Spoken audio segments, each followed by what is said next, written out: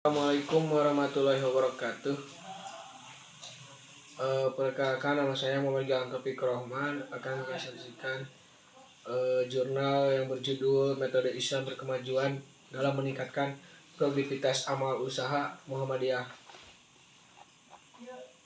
Muhammadiyah adalah organisasi Islam yang berdiri sejak tahun 1912 Masehi sampai sekarang tetap eksis dalam gerakan dakwah amar ma'ruf nahi munkar untuk mencapai tujuan Muhammadiyah, yaitu gerakan memurnikan amalan ajaran Islam, mengikuti Al-Quran dan tuntunan Nabiullah Muhammad SAW. Gerakan amar ma'ruf nahi munkar yang dilakukan Persyarikatan Muhammadiyah dalam bentuk pengajian merupakan ruh dan aktivitas persyarikatan yang dilakukan secara rutin oleh warga Muhammadiyah di tingkat rating, cabang, daerah, wilayah, maupun tingkat pusat. Tidak sekedar rutinitas, namun bagi warga Muhammadiyah yang berada pada akar rumput persyarikatan, gerakan pengajian merupakan bagian dari acara gerakan Islam berkemajuan dalam menjalankan syariat Islam dan bermuhammadiyah secara kafah. Inilah salah satu cara bermuhammadiyah yang sangat sederhana tetapi mengena dalam menguatkan akidah Islamiyah. Cukup mengikuti pengajian sederhana tetapi mengena dalam menguatkan akidah Islamiyah yang diselenggarakan secara rutin.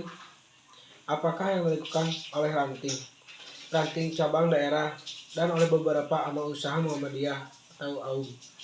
Pada suatu daerah tertentu, pimpinan dan karyawan AUM sudah mewajibkan pimpinan dan karyawannya untuk senantiasa aktif mengikuti kegiatan pengajian AUM tersebut.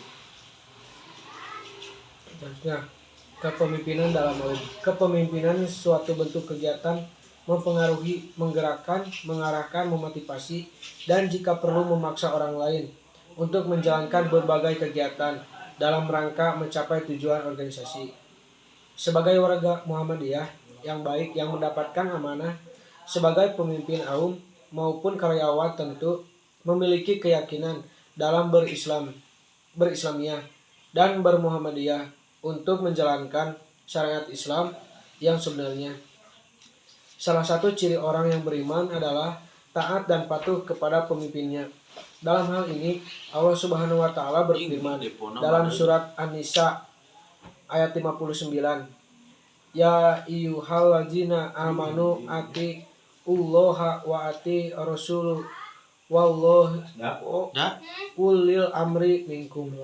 Dengan disebut kata ulil amri dalam ayat ini memberikan syarat bahwa keberadaan pemimpin merupakan sebuah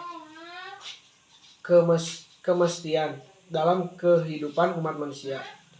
Dalam sejarah umat manusia yang berbangsa-bangsa selalu memiliki dan membutuhkan seorang pemimpin. Dalam hal ini, Islam mengajarkan bahwa kepemimpinan dibebankan kepada orang yang dinilai mampu untuk melaksanakannya dan merupakan sebuah amanah serta tanggung jawab seorang pemimpin. Hal ini Rasulullah SAW menjelaskan dalam sebuah hadis yang diriwayatkan oleh Bukhari yang artinya bahwa Rasulullah telah bersabda, apabila telah disia-siakan amanah, maka tunggulah saatnya kehancuran. Abu Hurairah bertanya, bagaimana menyia-nyiakan itu wahai Rasulullah? Beliau menjawab, apabila urusan diserahkan kepada orang yang bukan ahlinya, maka tunggulah saat kehancurannya. Hadis mengajarkan kepada kita agar dalam menyerahkan sebuah pekerjaan, termasuk dalam menyerahkan kepemimpinan, harus diserahkan kepada orang yang dinilai mampu dalam melaksanakannya. Dalam pengertian ini, berarti seorang pemimpin dalam bersyarikatan Muhammadiyah harus seseorang yang memiliki kompetensi keislaman dan kemuhammadiyahan. Sehubung dengan hal ini, Rasulullah SAW melarang umatnya untuk meminta jabatan sebagai pemimpin.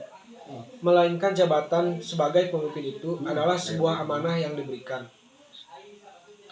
Berkemajuan menurut Al-Quran. Membaca, menulis, dan memahami suatu pengetahuan sama dengan membuka jendela dunia.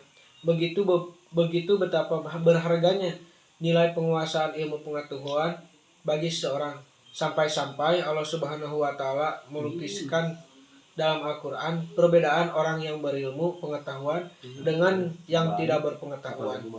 Dalam hal ini pada surat Al-Zumar ayat 9 Allah berfirman, Kul hal yastawil ladzina yaklamu nawil ladzina la ya'lamu innama la yaklamuna innama yadak yatazakkaru ulul albab. Katakanlah, apakah sama orang-orang yang mengetahui dengan orang-orang yang tidak mengetahui? Sungguhnya hanya orang yang berakal sehat yang dapat menerima pelajaran. Tentu saja hal ini tidak sama orang yang buta dengan orang yang melihat, dan tidak sama pula orang yang beriman dan mengerjakan kebajikan dengan orang-orang yang berbuat kejahatan. Hanya sedikit sekali yang kamu ambil pelajaran.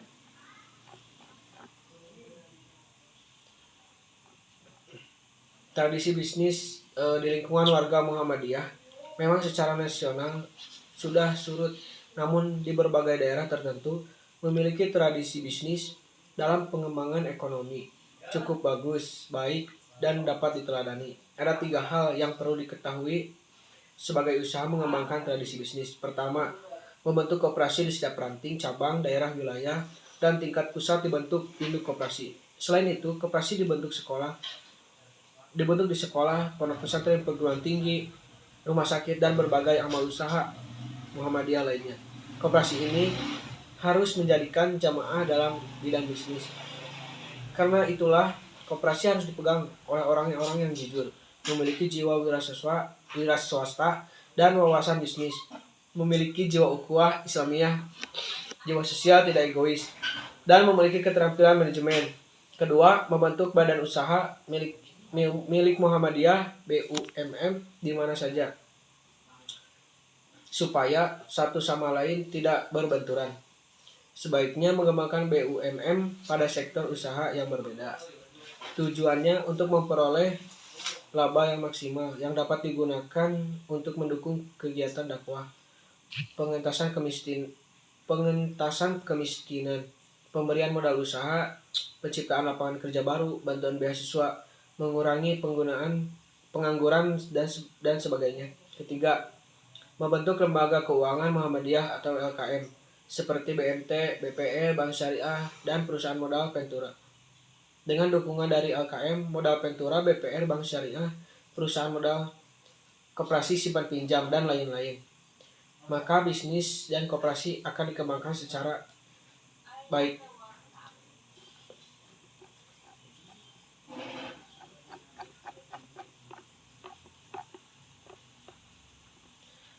Pengumpulan data sebagai sumber informasi yang dijadikan rujukan sebagai bahan dalam penulisan artikel ini diambil dari 9 buku majalah Muhammadiyah yang berisi tulisan yang merupakan kumpulan dari kupasan tentang pengembangan amal usaha Muhammadiyah atau AUM, masalah ekonomi, perbankan syariah, kewirausahaan, dan masalah lainnya yang berkaitan dengan Islam berkemajuan.